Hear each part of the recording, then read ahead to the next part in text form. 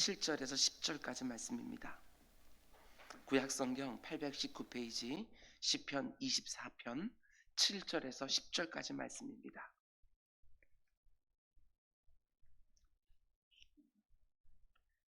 (7절에서 10절까지) 말씀 우리 한 절씩 교독하겠습니다.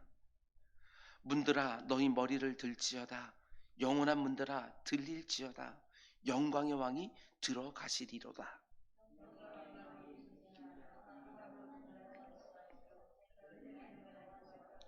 문들아 너희 머리를 들지어다. 영원한 문들아 들릴지어다. 영광의 왕이 들어가시리로다. 영광의 왕이 누구시냐? 만군의 여호와께서 곧 영광의 왕이시로다. 아멘, 아멘. 우리 잠시 기도하겠습니다. 사랑해 주님, 병상에 있는 우리 지체들이 있습니다. 주님께서 오늘 하루도 특별한 치유하심과 회복을 허락하여 주시옵소서. 아버지 하나님, 성도들이 함께 기도하고 있사오니 그 기도에 응답하여 주시사 그 영혼 가운데 속에 하나님의 치유의 손길이 닿는 또 하루가 될 수 있도록 인도하여 주시옵소서. 특별히 아픈 배우자를 놓고 아버지 하나님 돌보면서 아버지 하나님 지쳐하고 있는 아버지 하나님 우리 지체들도 있습니다. 사랑하는 남편을 놓고 하나님의 기적적인 치유를 바라는 우리 김옥희 권사님, 김성령 권사님, 신호 권사님, 권복현 집사님, 사랑하는 아내의 건강을 놓고 하나님의 특별한 은혜를 간구하는 남편들도 있습니다. 박철규 집사님, 오연모 집사님의 기도에 응답하여 주시사 아버지 하나님 그들이 힘있게 하여 주시사 믿음을 가지고 잘 이 싸움 감당해낼 수 있도록 인도하여 주시옵소서. 특별히 오늘 김옥희 권사님, 사랑하는 남편 윤미 집사님을 데리고 아버지 하나님 세브란스 병원에 입원하기를 원하고 있습니다. 주님, 녹록치 않은 부분들이 참 많이 있습니다. 하나님이 특별한 은혜를 허락하여 주셔서 예비되어 있는 것을 보이는 은혜가 있게 하여 주시옵소서. 오늘도 말씀을 들으려 합니다. 우리의 마음은 활짝 열어 젖히시고 오늘 이 말씀 심어주시사 이 말씀 붙들고 또 승리하는 또 한 날 되게 하여 주시옵소서. 이 모든 말씀 예수님의 이름으로 기도드렸습니다. 아멘, 아멘. 날마다 새로운 기도라는 주제를 가지고 우리는 새벽마다 시편 말씀 보고 있습니다. 오늘은 67번째 시간으로 문들아 너희 머리를 들어 영광의 왕을 환영하라, 이런 제목으로 말씀 전하도록 하겠습니다. 오늘 본문은 복음성가 가사로 우리에게 친숙한 내용입니다. 그런데 오늘 이 말씀이 어떤 배경에서 주어졌는지를 알면 더욱 은혜가 됩니다. 앞으로 이 찬양을 부를 때에 이 배경을 알고 부르면 훨씬 더 그 의미를 생각하면서 하나님 앞에 온전한 찬양을 드릴 수 있을 거라고 생각을 합니다. 그 어느 때보다도 주위에서 하나님께서 이 새벽에 주시는 음성을 받는 우리 모두가 될 수 있기를 주님의 이름으로 축원을 드립니다. 다윗은 시편 22편과 23편에서 하나님을 가리켜 나의 구원자, 나의 목자라고 고백을 했습니다. 자신이 믿고 의지하는 하나님을 지극히 개인적인 인격적인 관계 속에서 고백한 것입니다. 너무나도 귀한 고백이지요. 그런데 하나님을 이렇게만 고백하는 것은 충분하지 않다는 것을 다윗이 알기에 어떻게 하느냐, 곧바로 이어지는 시편 24편 첫 단락을 통해서 나의 구원자, 나의 목자이신 그 하나님이 얼마나 크신 분이신지, 얼마나 광대하신 하나님이신지를 또한 고백을 합니다. 내가 나의 구원자로, 나의 목자로 고백하는 그 하나님이 온 천지 만물을 창조하시고 지금까지 다스리시고 주관하시는 하나님이라고 곧바로 고백을 한 것입니다. 왜 나의 구원자, 나의 목자가 되신 하나님이 온 천지 만물을 창조하시고 주관하시고 다스리시는 크고 광대하신 하나님이라고 고백하는 것이 중요하겠습니까? 그래야 제대로 된 감사와 찬양을 올려드릴 수 있는 것입니다. 그 크고 광대하신 하나님이 나의 구원자, 나의 목자가 되신다는 고백과 함께 이어져야 그 가운데 진정한 감격이 생기는 것이지요. 그 어떤 상황 속에서도 하나님이 얼마나 크신 분인지 알아야 그분을 믿고 의지할 수 있는 참된 믿음이 생기기 때문에 그렇습니다. 그래야 신앙생활에 감격이 있지 않겠습니까? 그 크고 위대하신 하나님이 나 같은 초라한 인생을 인격적으로 개인적으로 만나 주시는 것에 대한 제대로 된 감격도 생기는 것입니다. 그러고 나서 어제 새벽에 본 것처럼 두 번째 단락에서는 다윗이 또 뭘 말합니까? 하나님 이렇게 크고 광대한 분이라는 것을 고백하고 나니까 당연히 이런 질문이 생겼던 것이지요. 하나님이 그렇게 크고 광대하신 분이라면 누가 감히 이 초라한 인생이 어떻게 그 앞에 나아가 설 수 있을까? 이 세상에 아무리 재물이 많고 지혜가 많고 존경과 인정을 받는 인생이라 할지라도 그 하나님 앞에 서면 너무나도 초라하기 짝이 없는데 누가 감히 그 앞에 나아가 설 수 있을까? 그런데 하나님은 어떤 사람들을 자기 앞에 나오도록 허락해 주십니까? 우리의 기대하고는 다릅니다.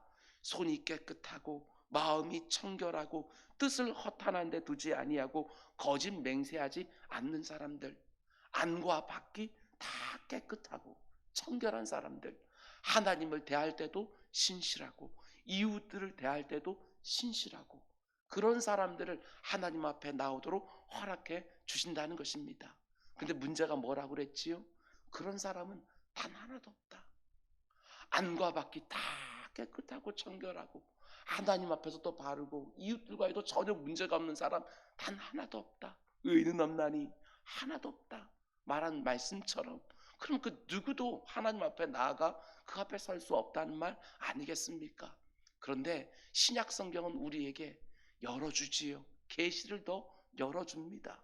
오직 예수 그리스도의 피로 덧입혀진 사람들, 오직 예수 그리스도의 십자가 공로로 하나님께 의롭다고 여김받은 사람들, 실제로는 안과 밖도 다르고 하나님 앞에도 신실하지 못하고 이웃들 앞에도 신실하지 못하지만 오직 예수 그리스도의 십자가 공로로 의롭다고 여김받은 사람들, 그런 사람들이 하나님 앞에 담대하게 나아갈 수 있다 말씀을 드렸습니다.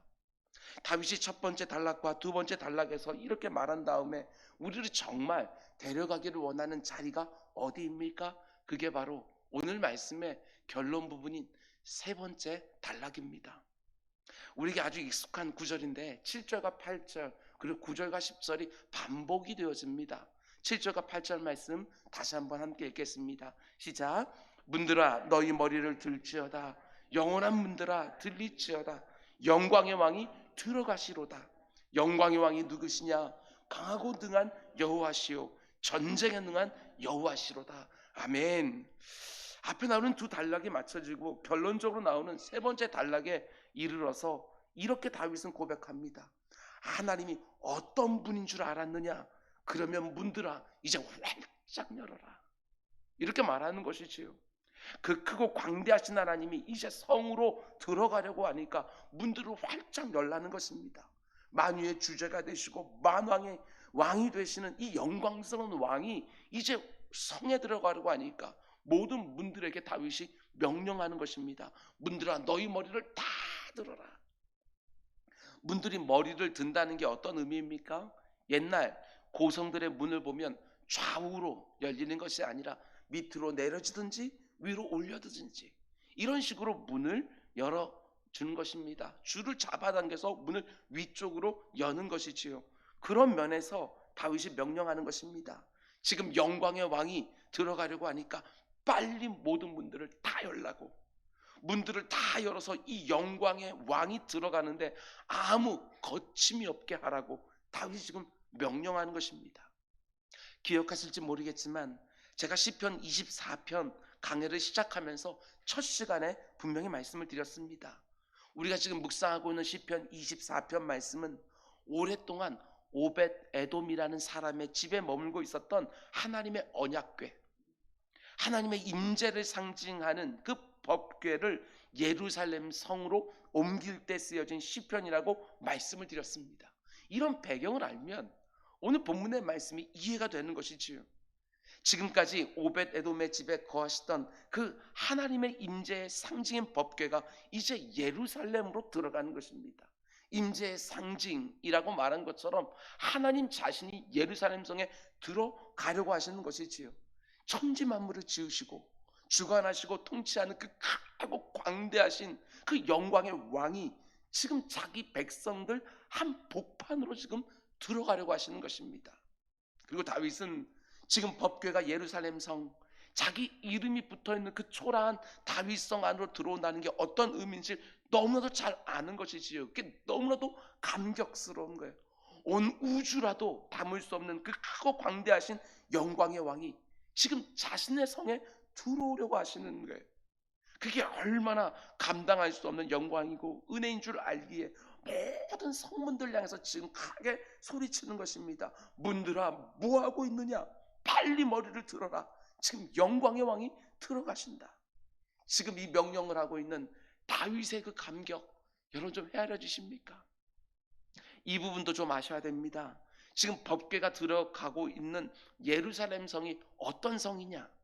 제가 사무엘상 강해를 할 때 또한 말씀을 드렸습니다. 여호수아 장군이 그 가나안 땅을 다 정복을 했지만 사사시대 그 400년이 다 지나갈 때까지 유일하게 정복하지 못했던 성이 바로 예루살렘 성입니다. 너무나 강력한 대적들이 그 성을 지키고 있었고 성 자체가 천연 요새입니다. 해발 800m 고지에 세워진 성인 거예요. 그런데 그 성을 다윗이 왕이 된 다음에 가장 먼저 정복을 합니다. 예루살렘 위치가 어떻게 되었느냐면 여러분 가나안 땅의 정중앙에 있습니다. 그 성을 다윗이 정복한 거예요. 그리고 이제 몇 차례 우여곡절이 있었지만 그 예루살렘 성으로 드디어 하나님의 임재의 상징인 법궤가 들어가는 거예요. 자신이 너무나도 사랑해서 나의 힘이 되신 여호와여 내가 주를 사랑하나이다. 그 하나님이 자신이 정복한 그 초라한 성 안으로 하나님이 들어오시는 거예요. 그 크고 엄청나게 광대한 하나님, 이미 24편 첫 절에서 고백을 했습니다. 모든 것을 다 지으신 만물의 주가 되신다고. 다윗은 그렇게 고백한 이유가 있었던 거예요. 지금 그 하나님이 자기 성 안으로 들어오고 계시거든요. 온 땅을 다스리고 주관하시는 만왕의 왕, 만유의 주제가 되시는 그 하나님이 자기 백성들에게 더 이상 나오라고 말씀하지 않으시고 자기 백성들 한 가운데로 친히 들어오시는 거예요. 그런데 어떻게 문들이 교만하게 닫혀져 있을 수 있겠냐는 것이지요. 다윗이 너무나 감격하면서 문들을 다 열어서 치라고, 문들은 전부가 다 고개를 들어서 만왕의 왕이 지나갈 수 있도록 아무런 거침이나 방해가 없이 영광의 왕이 들어갈 수 있도록 머리를 딱 들어서 왕을 맞이하라고 문들에게 힘껏 명령하고 있는 것입니다. 여러분, 오늘 본문은 두 가지 측면에서 해석할 수 있습니다. 하나는 감격과 환희라는 측면입니다. 감격과 환희. 영광의 왕이 우리 가운데 오고 계십니다. 하나님의 임재를 상징하는 법궤가 지금 우리 가운데 들어오고 계시는 거예요.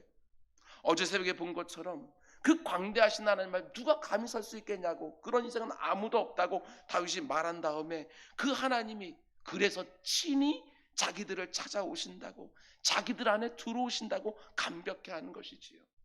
우리가 잘 아는 것처럼 법궤가 예루살렘 성으로 들어올 때 다윗이 어떤 모습을 보입니까?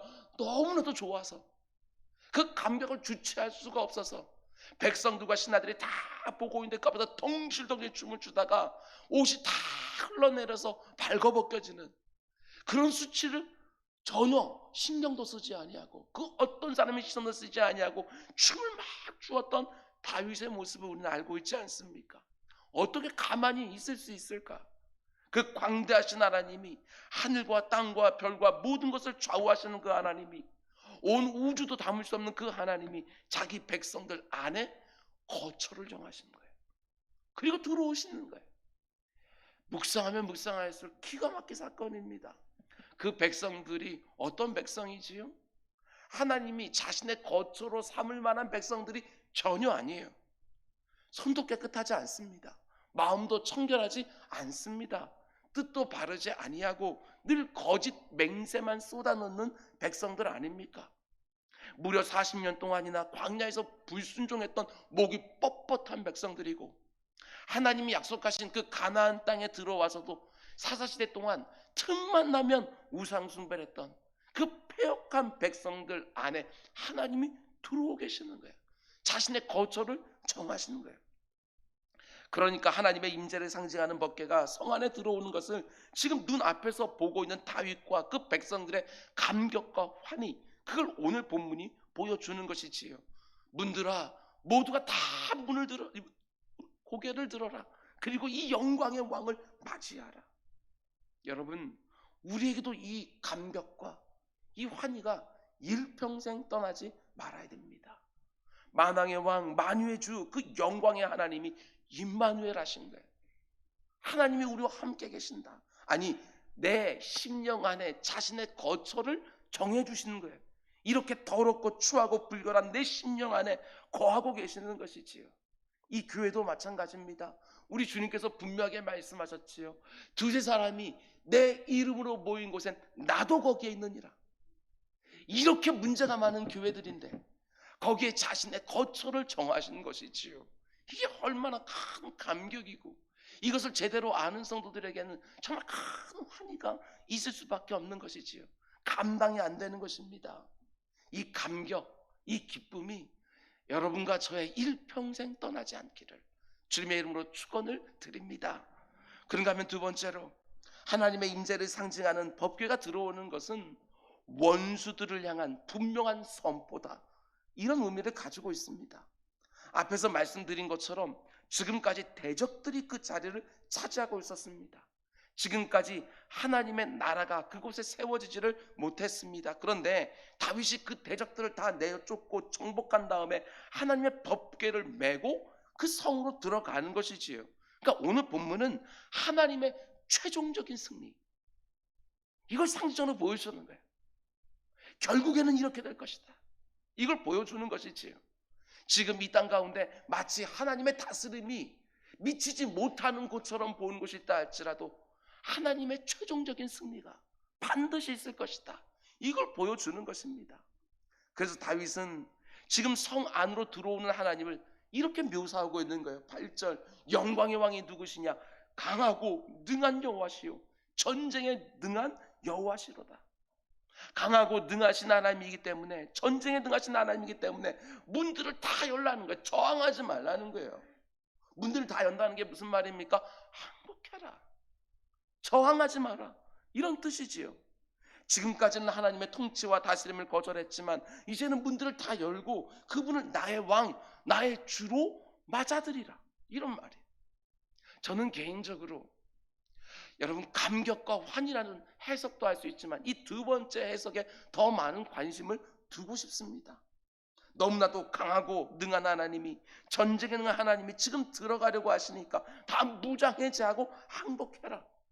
저항하려고 하지 말고 문을 활짝 열어서 그 영광의 왕을 맞이해라. 더 이상 네가 네 인생의 왕인 것처럼 노릇하지 말고 문을 활짝 열어서 이 영광의 왕을 맞이해라. 모든 인생들을 향해서 지금 이렇게 선포하는 것이지요. 여러분, 초대교회 때부터 많은 성도들은 이 본문을 두 가지 사건과 연결해서 해석하기를 즐거워했습니다. 하나는 예수 그리스도의 부활과 승천 사건, 또 하나는 예수 그리스도의 재림 사건과 연결해서 해석하기를 즐겨했습니다. 예수 그리스도의 부활과 승천 사건과 연결하면 이런 의미지요. 우리 주님께서 죄와 사망의 권세를 다 이기시고 영원한 하늘나라의 문을 열어줘 주신 거예요. 우리 주님께서 창세기 3장에 범죄한 인생들에게, 여러분, 천성문은 지금까지 닫혀져 있었어요.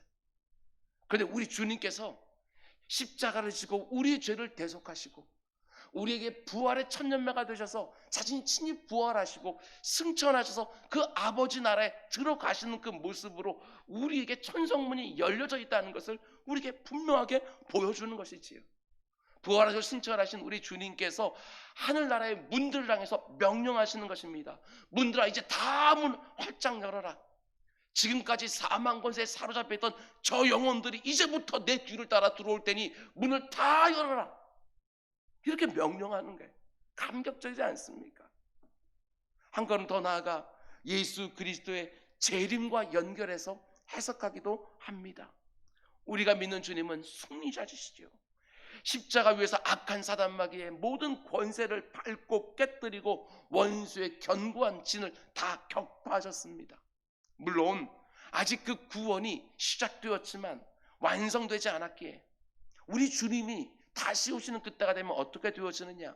예수님이 이미 정복한 그 모든 성들 위해 이제 자신의 통치의 깃발을 꼽는 것입니다. 그 재림의 날인 것이지요. 우리 주님이 다시 이 땅에 오실 때 온 세상을 향하여 하나님의 통치를 지금까지도 거절하고 저항하는 모든 심령 문들을 향하여 이렇게 큰 소리 치는 것입니다. 온 땅의 모든 문들아, 이제 다 열어라. 내가 이제 온 세상을 다 취하리라. 이렇게 명령하시는 것입니다. 자신 사랑하는 백성들에게 온 땅이 자기 앞에 굴복하는 것 이제 너희가 곧 보게 되리라. 재림 구주께서 말씀하시는 것입니다. 여러분, 오늘 여러분과 저 역시 이 세상을 향해서 담대하게 선포할 수 있어야 됩니다.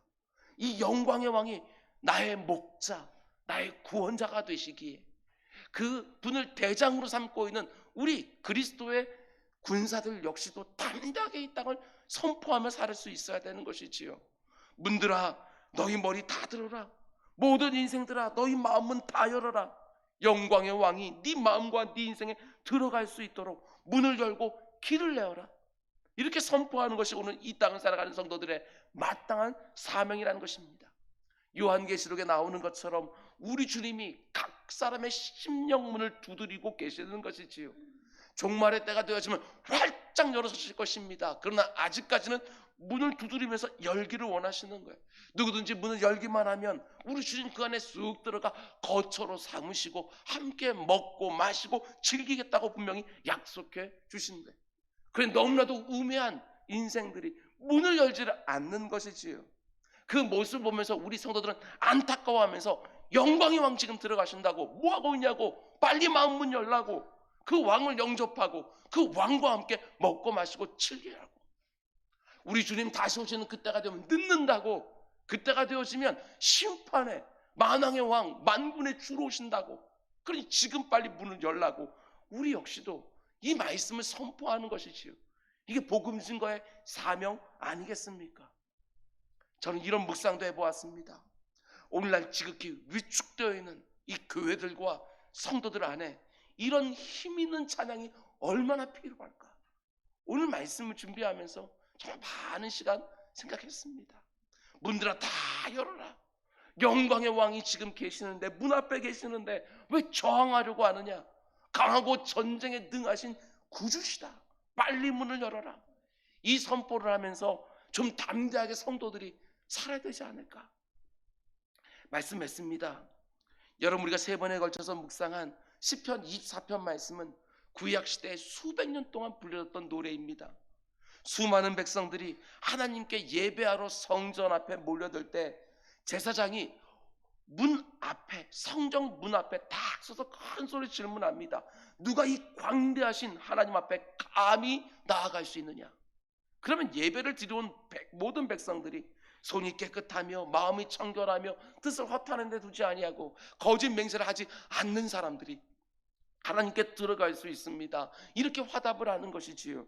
그러면 다시 제사장이 또 묻습니다. 누가 거기에 합당한 자들이냐? 그러면 또 백성들이 바로 우리들입니다.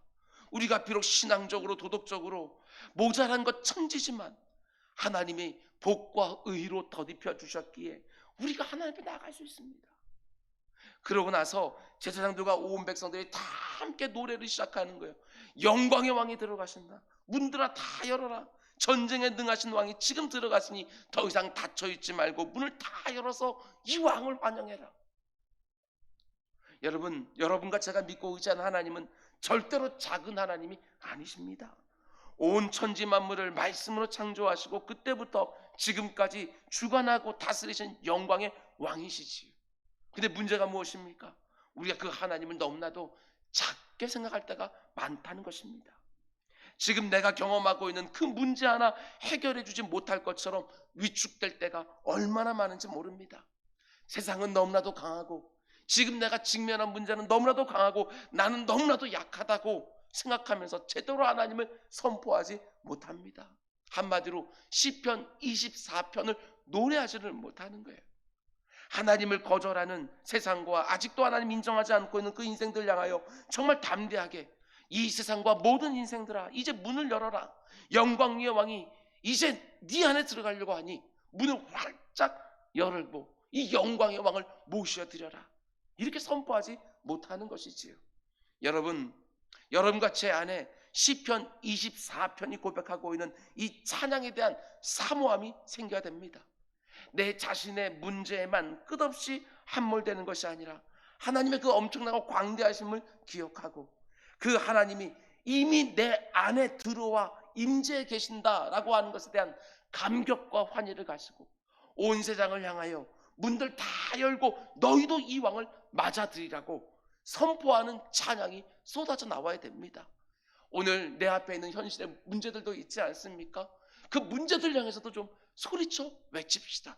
문을 열라고, 병마의 문도 좀 열리라고, 인생을 나를 끊임없이 괴롭히는 그 구체적인 재정적인 문제든 건강의 문제든 관계의 문제든 문을 활짝 열리라고, 우리 주님 들어가신다고 이렇게 외치는 것이지요. 아프다고 힘들다고 나를 위로해 달라고 하는 찬양만 부르는 것이 아니라 우리 좀 힘있는 찬양 좀 부르며 삽시다.